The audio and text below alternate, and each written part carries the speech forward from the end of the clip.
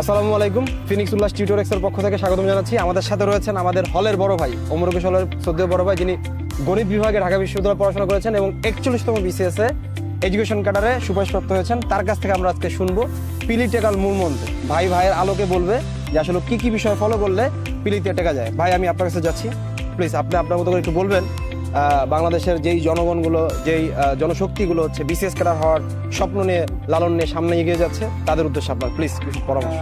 আমার পরামর্শ থাকবে, যাদের BCS আগ্রহী তাদেরকে BCS সিলেবাসটা জানতে হবে। এই সিলেবাসটা জানার পর এই সিলেবাসের পড়াগুলো কমপ্লিট করার জন্য অবশ্যই কোনো একটা সিরিজের বই কিনে টপিকসগুলো ভালো করে একবার চোখ বুলানোর পর যে পড়াগুলো, যে প্রি রিলেটেড যে টপিকসগুলো আছে সেগুলো থেকে কোন পার্ট থেকে বেশি কোশ্চেন আছে সেই পার্টগুলোকে বেশি নজর দেওয়া। অর্থাৎ যে টপিক থেকে বারবার কোশ্চেন আসছে সেই টপিকটা আপনার করবে। হ্যাঁ, সেই টপিকগুলো। এই ক্ষেত্রে একটা ডিপ্রেশন কাজ করে ভাই, ওই ব্যাপারে ডিপ্রেশনে এখানে কোনো ম্যাটার নেই, কারণ সময় লাগে। কারো হয়তো 6 মাস লাগে, কারো তার বেশি লাগে, 9 মাস লাগে, 1 বছর লাগে। এখানে সময়টা দিতে হবে, ধৈর্যটা ধরে রাখতে হবে, সময়গুলো দিতে হবে এবং প্রিভিয়াস কোশ্চেনগুলো অ্যানালাইসিস করে বুঝতে হবে কোন টপিকগুলোতে কোশ্চেনগুলো আসতেছে, তারপর সেই টপিকগুলোর প্রতি গুরুত্ব দেওয়া উচিত আমার মনে হয়। মডেল টেস্টের ব্যাপারে ভাই আপনি একটু বলুন। হ্যাঁ, এই মডেল টেস্টটা খুব গুরুত্বপূর্ণ, কারণ মডেল টেস্টের মাধ্যমে একজন প্রার্থী বুঝতে পারে যে তার প্রিপারেশনটা কতটুকু।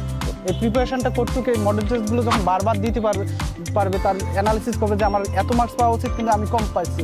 কোন টপিকগুলোতে কোশ্চেন হয়, মডেল টেস্টেও কিন্তু টপিকসগুলো ফলো করা হয়, কোন টপিকসগুলোতে ভালো ভালো কোশ্চেন হয়, বেশি কোশ্চেন হয়। এই মডেল টেস্টগুলো যখন সলভ করতে যাবেন তখন ব্যাপারগুলো সহজ হয়। আপনি তো ভাই গণিতে পড়াশোনা করেছেন, তো গণিতের একটা ভীতি তো BCS যোদ্ধাদের থাকে, হয়তো বা যারা সায়েন্সে আমরা পড়ছি তাদের জন্য হচ্ছে গণিত একদম পানি, বাট যারা আসলে গণিতটাকে ভীতি মনে করে তাদের ক্ষেত্রে আপনার পরামর্শ কি? আসলে তাদের ক্ষেত্রে আমার পরামর্শ থাকবে যে BCS এর গণিতগুলো মোটামুটি টপিকস ওয়াইজ হয়। এই টপিকসগুলো যদি ফলো করা হয়, যে সাধারণ প্রিভিয়াস কোশ্চেনগুলোতে কোন জায়গাগুলোতে কোশ্চেন হচ্ছে সব টপিকস থেকে তারা কোশ্চেন করে এবং কোশ্চেন করে, কিন্তু টপিকসগুলো তারা মেনটেন করে। আমার বেসিকটা ওই টপিকসগুলো যদি অ্যানালাইসিস করে, ওই টপিকসগুলো পরে বাড়তি পড়াশোনা না করে, আমার মনে হয় যে BCS খুব সহজেই তারা। ইংলিশ একটা ভীতি থাকে ভাই, ইংলিশ, তারপরে মুখস্থ যে পার্টগুলো থাকে। এই ইংলিশ ভীতিটা শুধু অন্যদের তা না, আমারও ইংলিশ ভীতিটা ছিল। আপনার ইংলিশ ভীতি কিভাবে ওভারকাম করছেন?